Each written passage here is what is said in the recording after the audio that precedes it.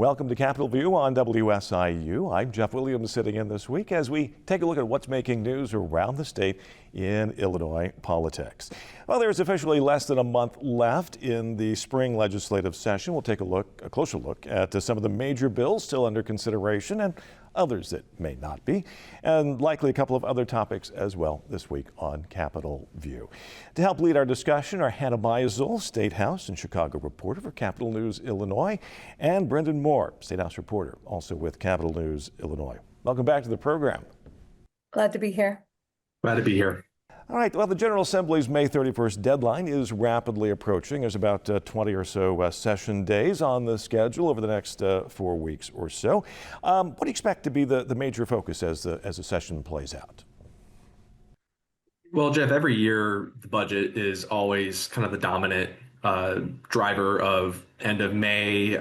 It's the big thing that they do every year. So I would expect there to be a lot of discussions over the next few weeks on trying to nail down the details of a budget that'll probably end up somewhere around $56 billion or give or take. Yesterday, the Commission on Government Forecasting and Accountability released the April numbers for income tax and sales tax, some of the other key revenue sources for the budget. No April surprises this year, so no dip or no significant increase. So kind of about what they expected. So negotiators now kind of have a baseline from which they can work to kind of nail down the budget over the next few weeks. A couple of other big items to keep an eye on are the so-called mega projects bill. That's also the Chicago Bears bill, basically would allow the Bears or other large developers to negotiate a payment in lieu of taxes instead of having to pay annual property taxes and kind of be at the whim of the assessor. So the House passed a bill a couple of weeks ago. The Senate is currently working through. They have that bill over there and they're working through. There's going to be some amendments. So we'll wait to see what happens there. And then the governor has his big Building Up Illinois Development housing plan that aims to spur home building and try to drive down the cost of housing that has really gone up in recent years. And a lot of that is through kind of a preemption of local zoning to allow more density by right. And he's run into obviously some significant pushback from some local municipalities on that. So those are some of the bigger issues that we're kind of following in the 4 weeks until adjournment. There's also some artificial intelligence guardrails that are under debate in both chambers. So maybe not the busiest session we've ever had. It is an election year, but there's still some pretty big issues left to be determined under the dome. Yeah. A couple of things I wanted to quickly maybe unpack right there. You'd mentioned the governor's build housing plan. The Illinois Municipal League has proposed an alternative to that plan. And I know, Brenden, you covered that story this week. What's kind of up with that? Yeah, so from the very beginning, the IML has been opposed to the governor's build plan, basically because it would take away some power from local governments to do zoning, which is typically a local function. And so they would propose more of a carrot approach instead of the governor's stick approach, which basically calls for incentivizing the building up of housing and density. It would allow for some overlay zones where you can allow accessory dwelling units like granny flats and also more dense housing by right. And it would give municipalities access to, priority access to more funding from the state to do that, to spur housing development. It would also go after certain things like the costs to renters, for instance. Basically would cap like security deposits can only be the equivalent of 1 month's rent. It would cap commissions on real estate at 3%. There's a lot of stuff in that package. It's kind of a hodgepodge of proposals. And it should be noted, though, that a lot of them take aim at the real estate industry, which has been the biggest proponent of the governor's build plan, and the Illinois Realtors came out vociferously against the IML's proposal. So it'll be interesting to see how that shakes out. We haven't seen, there was a subject matter hearing a few weeks ago on the governor's plan, but it hasn't moved out of committee. They're still negotiating behind closed doors. And it's pretty clear, though, that the IML, while they don't have the ear of the governor, they do have the ear of a lot of legislators who themselves are former mayors, former, city councilmen and women, and products of local government, and sensitive to some of those concerns that the IML has expressed. So I would expect there to be some of those, I guess, proposals to be incorporated in whatever comes out, but we haven't even seen it proposed in bill form yet. So we will likely see that in the coming weeks. Sure, sure. Obviously, education funding is a big part of the state budget. We talked last week a little bit about the higher ed and K-12 budget. I haven't seen any real definitive movement there, so I'm assuming it's still kind of the status quo, still in the process of making the soup. But there was one thing this week that came up that I wanted to ask you both about. Republican State Senator Terry Bryant was on the 21st show this week. They were talking about higher education funding.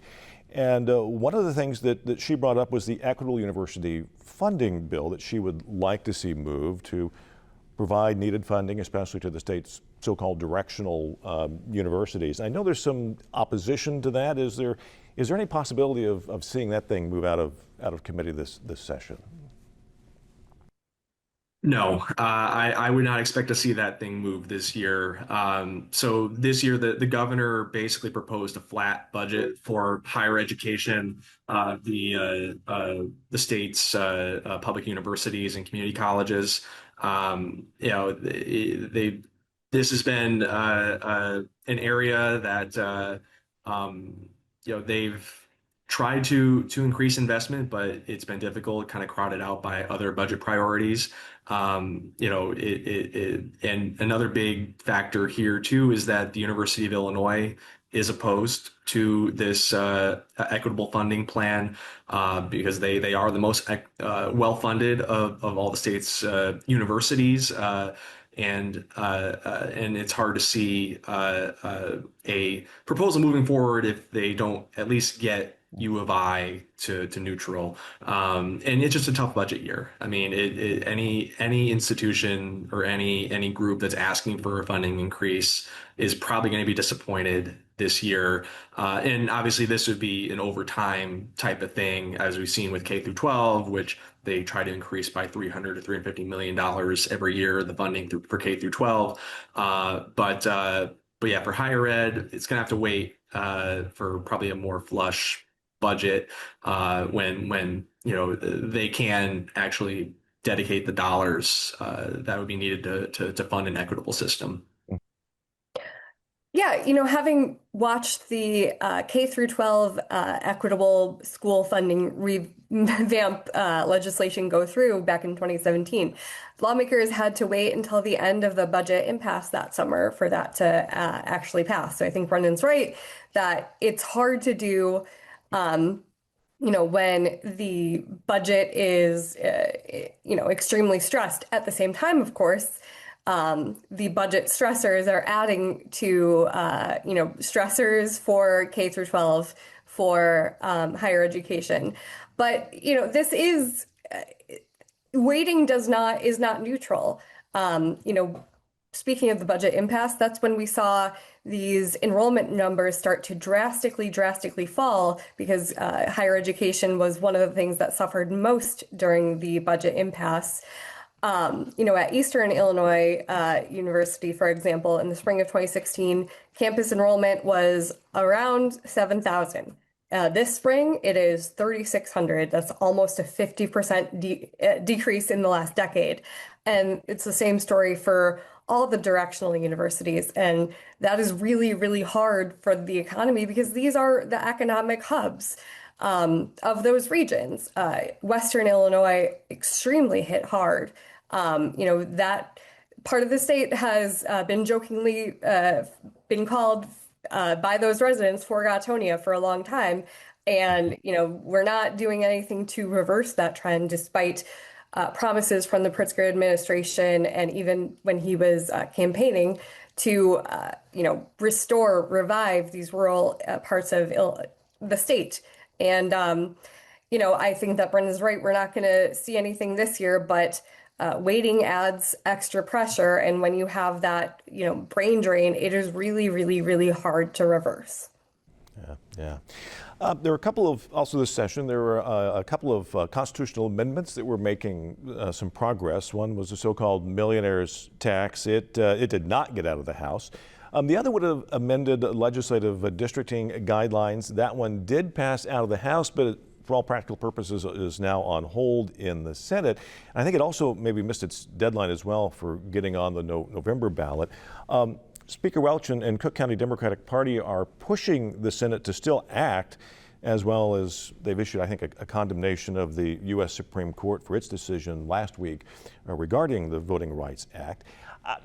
Is there likely to be any movement in the Senate on this session on the proposed amendment on the districting, legislative districting?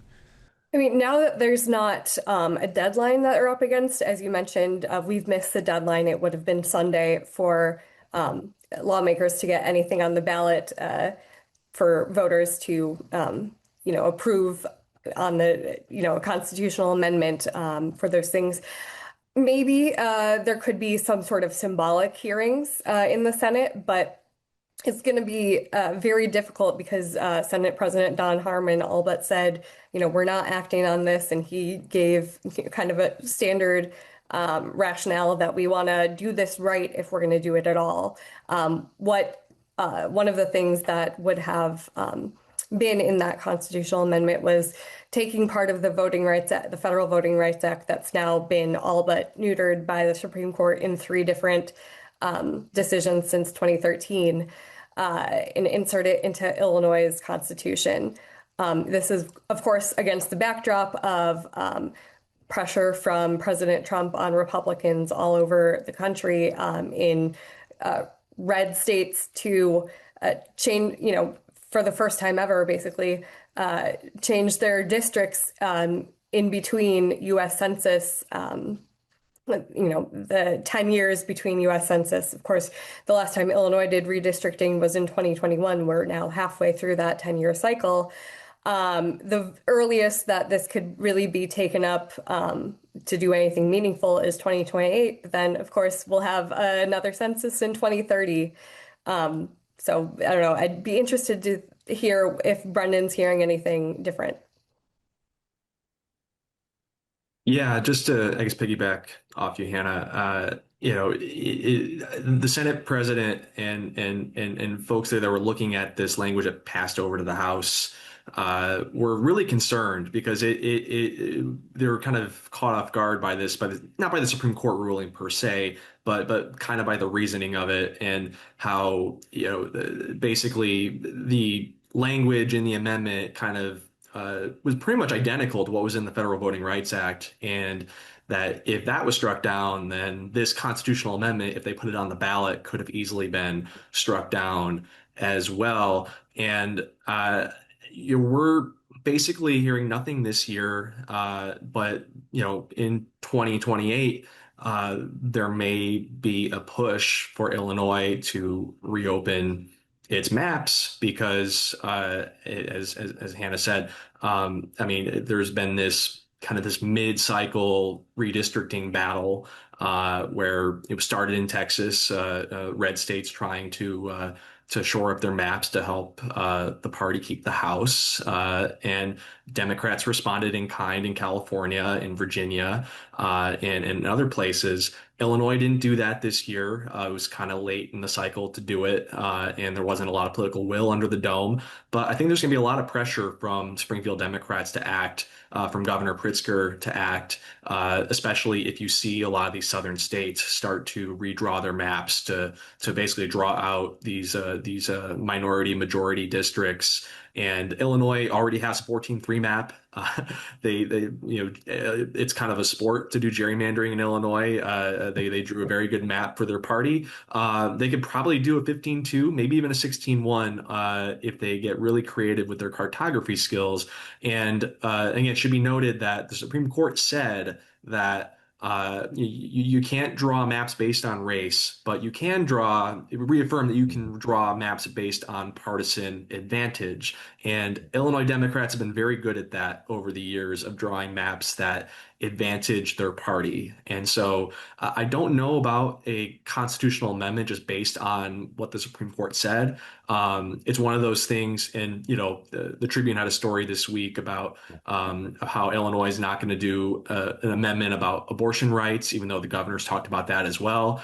These are all things that are not really necessarily on the front burner in the sense that Illinois is a heavily Democratic state, Democratic governor, supermajorities in the legislature. There's really not much of a danger of minorities not being represented in the Capitol just based on who controls state government now. And same thing with abortion rights, or even like they did the labor amendment last time. Labor's entrenched here. So some of these things are it may come into question of, do we need this right now, especially given that Illinois kind of, Democrats are kind of entrenched here already. But it'll be interesting to see if they try to do it on the ballot or a version of it in 2028. But I do think there will be a push, at least to look at the maps ahead of the next redraw, which would be after the 2030 census. All right. And we'll continue to watch the legislative session unfold. I do want to take some time to update a story that's been in and out of the news for several months, and that's the Department of Justice's attempt to gain unredacted and all the voter registration information from the state of Illinois. The state has so far refused to comply with that, and I think now some new documents filed in the case indicates that there may be an ulterior motive for the Department of Justice's request. I know, Hannah, you've been kind of following that to some degree. What is the latest on that? Right. The Department of Justice last year had requested this data from not just Illinois, but many, many states. And I think the ulterior motive that you referenced was, suspected from the very start on, the behalf of Democrats who said, we know that the Trump administration is just trying to, one, take over voting, which has been explicitly stated. States have always been in charge of their own voting procedures, but there has been this push by Trump to have like a kind of federal takeover of voting. And number two, of course, this wide suspicion that there are undocumented immigrants on state voter rolls, which is, proven again and again to not be true, be very, very rare, be very isolated. And when it has happened, a result of most of the time, administrative error, not anything nefarious. Regardless, the DOJ has been in pursuit of this data. Illinois and many other states have said, no, we will not give you this unredacted data. We'll give you, this partial data. The DOJ in December sued Illinois for not giving it the data. And as you mentioned, documents came out in the case last week that, let me just read from my colleague Peter Cancock's story.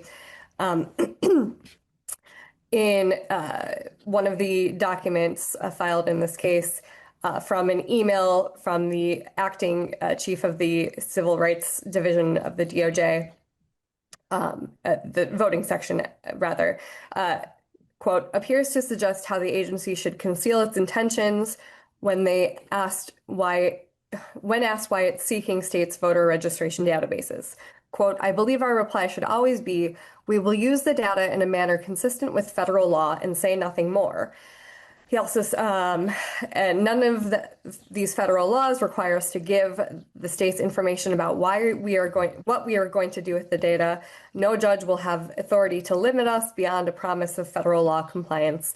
The judge in this case, of course, has not ruled on this matter yet, but I will point out that in other jurisdictions, judges have, dismissed the DOJ's similar cases and no judge so far has ruled in the DOJ's favor. Yeah, okay. Hannah, I also know that last week we learned that the Department of Justice is investigating more than 30 school districts in Illinois related to Title IX and gender ideology that schools may be using. What is the issue with these particular districts? I looked at the map, and the ones in Southern Illinois, it seems kind of random, the school districts that they're picking on, but what's the underlying issue here? Well, we don't know actually. These 35 school districts plus Chicago's largest charter school network. As you mentioned, I made a interactive map to show just how spread out and random it seems these school districts are. The school districts themselves don't know why they're being targeted for investigation under the auspices of teaching gender ideology, possibly, and the DOJ is interested in whether these districts have opt-out policies for parents. In addition to that, it's seeking information about whether trans students are allowed to participate in competitive sports and, having access to single-sex bathrooms and locker rooms. This kind of stems from the president's, one of his first weeks back in office last year. One of his first executive orders was this keeping men out of women's sports. I think that was the official title of the EO. This has been obviously one of those issues that have broken through to people who might not be that politically inclined. But if you have a student in, public school or, in competitive sports, this might pique a lot of parents' interests.